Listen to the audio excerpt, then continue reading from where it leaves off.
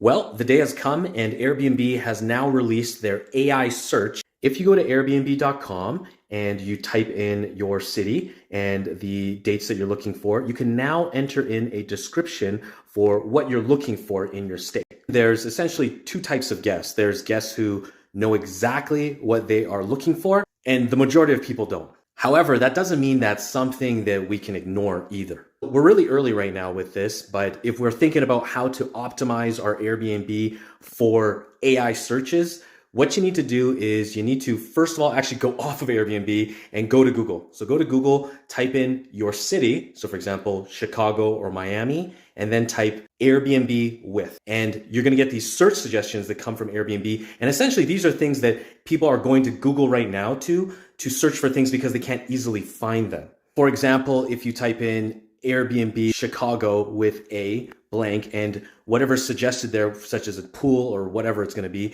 if your listing has that in there, you already know that that's going to be the primary keyword that you need to focus on.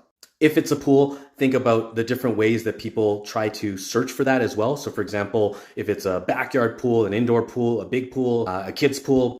Next, you need to sprinkle these keywords into your title, into your description, into your captions, and also in the responses that you have for reviews too. So when somebody leaves your review, in your response, try to include this.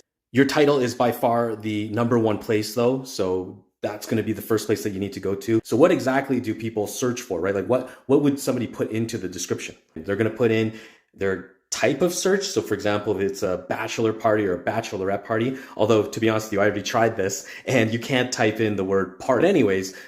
Either way, you just need to start thinking about the trip type. You also need to think about what types of amenities or essentially practical needs, right? So for example, people love late checkouts, right? So if you happen to offer late checkouts and that's an element of what you do, then put that inside of your listing description if you haven't already. Next, think about the location that you're in. More specifically, start to think really broadly about it. So for example, if you're near some top restaurants, then make sure you put, top restaurants, best restaurants, that kind of thing inside of your description. So if you've got something like a bohemian vibe or something like that, you've got a vibe stay. To me, I think that that's really important and you should include that in your description. But the reality is that most people, if they go to Airbnb and they happen to know what they're looking for, it's usually going to be something a little bit more primal, such as, how close they are to certain restaurants. If there's a specific amenity like a barrel sauna or backyard play games or something like that they have. And then of course, the type of trip, right? So if it's a golf trip or a bachelorette party, something like that.